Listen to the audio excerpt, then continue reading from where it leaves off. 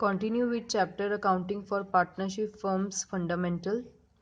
In this video, we are going to discuss a very important topic of this chapter, that is interest on partners drawing. अब हमने पहले पढ़ा है कि partner drawing करता है, अपने पर्सनल काम के लिए कंपनी में से कैश या गुड्स विड्रॉ करके ले जाता है। तो डीड में कई बार पार्टनर्स लिखते हैं कि अगर ड्राइंग्स होगी तो पार्टनर विल हैव टू पे इंटरेस्ट टू द कंपनी। अब वो कितना इंटरेस्ट पे करेगा, आज हम वो सीखेंगे। सो method of calculating interest on drawing, basically हमारे पास दो मेथड्स होते हैं। The very first is product method and second is average profit method. Product method के अंदर सब दो हमारे पास मेथड्स होते हैं। The very first is simple method and product method. Answer will be same, but method for the calculation of interest on drawing is little bit different. So let us start with product method. In this video, we are going to discuss only the product method, under which very sub method, that is simple method. Product method, अब हमें कैसे पता लगेगा कि हमें कौन सा method use करना है, वेदर प्रोडक्ट मेथड और एवरेज प्रॉफिट मेथड। तो दोनों मेथड को यूज करने के लिए हमारे पास एक कंडीशन होती है। वो कंडीशन क्या है? सबसे पहले कंडीशन आपके पास है, अगर प्रोडक्ट मेथड आपने यूज करना है, unequal amount is withdrawn at different rate. जो पार्टनर्स है वो अलग अलग अमाउंट जो है वो विड्रॉ करता है, अनइक्वल अमाउंट। अनइक्वल का मतलब कई बार उसने 10,000 निकलवा लिए, कभी उसने 5,000 निकलवा लिए, कभी उसने 2,000 निकलवा लिए, कभी उसने 1,000 निकलवा लिया। मतलब जो पैसे वो ड्राइंग्स कर रहा है वो सेम नहीं है, कई बार ज्यादा कई बार कम है। अगर वो अनइक्वल अमाउंट को विड्रॉ कर रहा है और डिफरेंट डिफरेंट डेट्स पे, कई बार उसने 1 जनवरी को कर लिया, कई बार उसने 15 फेब को कर लिया, मतलब कई बार मंथ के शुरू में कर लिया, कई बार मंथ की एंड में कर लिया। सो जब उसकी अमाउंट भी सेम नहीं है और डेट भी सेम नहीं है, मतलब ये नहीं है कि वो एक ही ऐसे हर मंथ की 1 तारीख को ही पैसे विड्रॉ करवाने, ऐसा कुछ नहीं है, जब मर्जी वो विड्रॉ करवा लेता है। तो जब डेट्स भी अलग है, अमाउंट भी अलग है, तो मतलब आपको कौन सा मेथड यूज करना पड़ेगा? Product method. अब प्रोडक्ट मेथड के बीच में आप कोई भी मेथड को यूज कर सकते हैं। एक ही कंडीशन है, अगर अमाउंट अनइक्वल होती है और डेट डिफरेंट होती है तो प्रोडक्ट मेथड को यूज करेंगे, और अगर वो सेम होंगी तो एवरेज प्रॉफिट। ये हम नेक्स्ट वीडियो में डिस्कस करेंगे। फॉर द टाइमिंग आप बस इतना ध्यान दीजिए कि प्रोडक्ट मेथड को हम तब इस्तेमाल करते हैं when the amount is not same, unequal amount है, कई बार ज्यादा कई बार कम, और डेट्स भी आगे पीछे होती हैं, कई बार बिल्कुल पहली तारीख को विड्रॉ करवा लेते हैं पार्टनर, या कई बार बिल्कुल लास्ट तारीख को करते हैं, डेट्स भी डिफरेंट है। Let us take one example. In a partnership, partners are charged interest on drawings at the rate 15% per annum. Partnership में पार्टनर्स को इंटरेस्ट ऑन ड्राइंग का रेट गिवन है 15% पर एनम के अकॉर्डिंगली, पूरे साल को उनको इंटरेस्ट चार्ज होगा। During the year ended 31 March 2020 a partner withdrew as follow.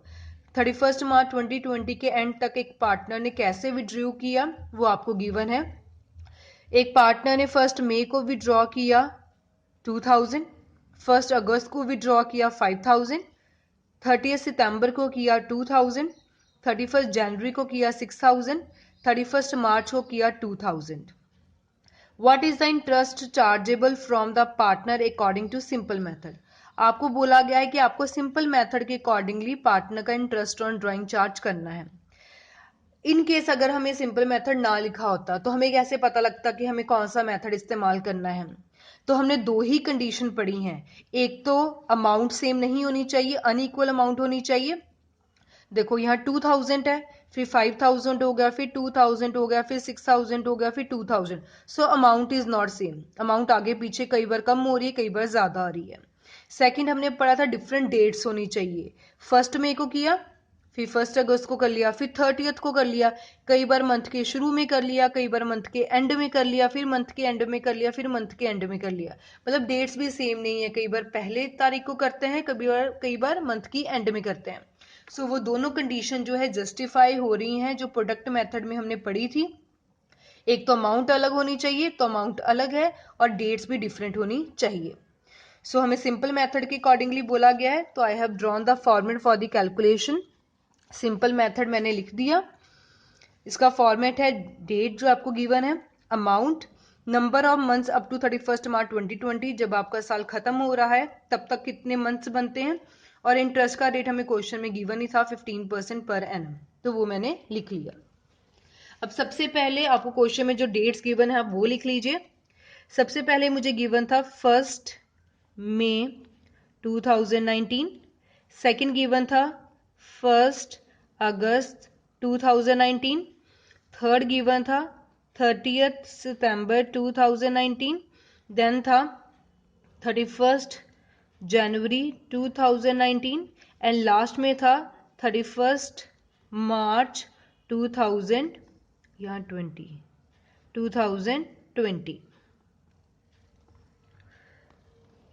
सो आपको क्वेश्चन में ये गिवन है।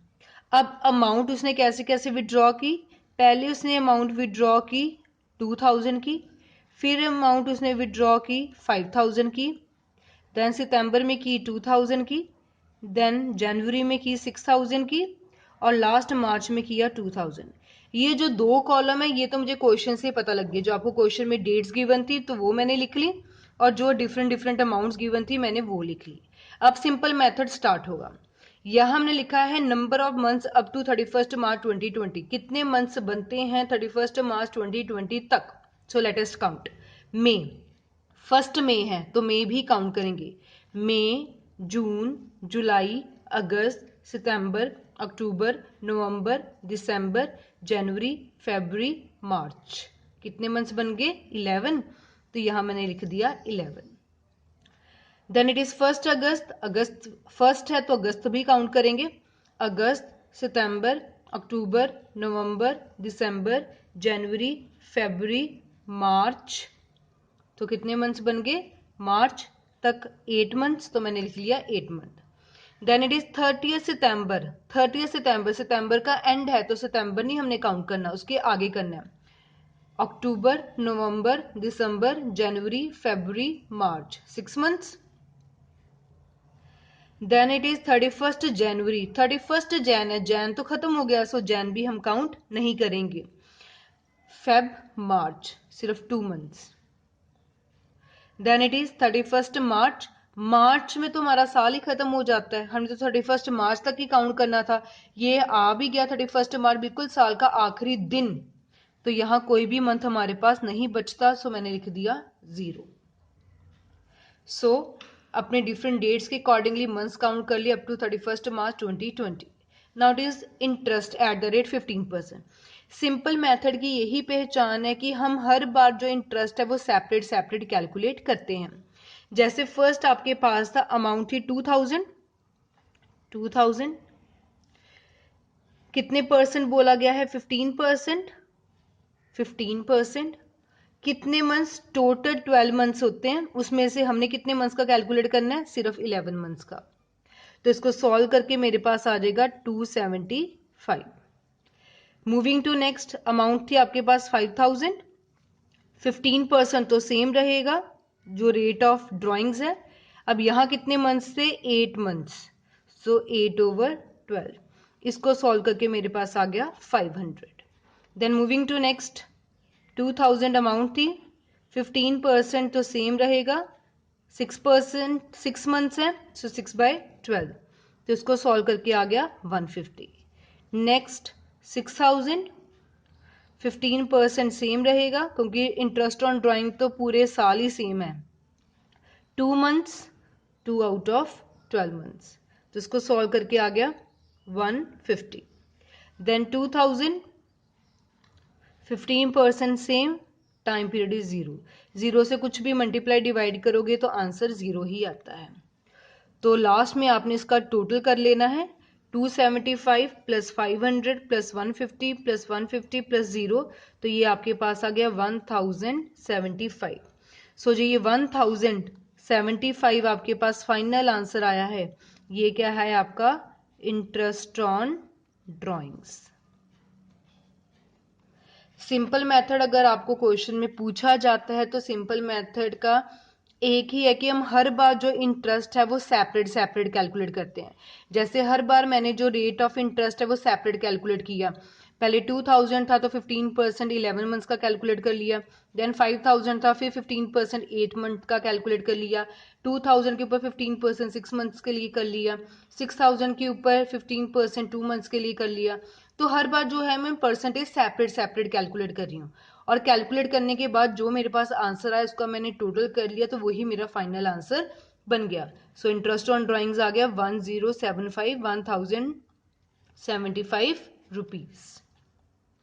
So this was about interest on drawing calculation under simple method.